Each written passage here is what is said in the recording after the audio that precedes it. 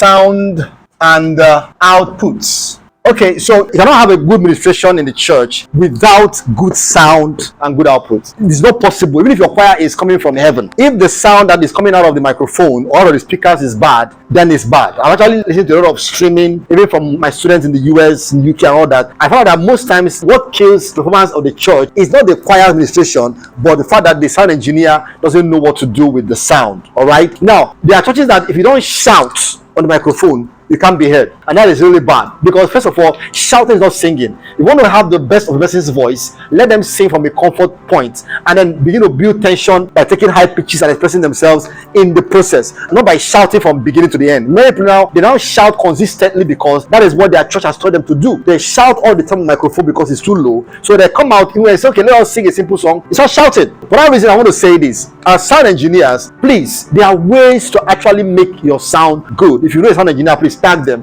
let them get to hear this video. Make your sound good. It's not that you have all the millions in the world that can actually make you have a good sound. They are not too expensive. Buy the right microphones that have good range. You're able to put it a little bit far from your mouth and it still picks the sound, because some can't.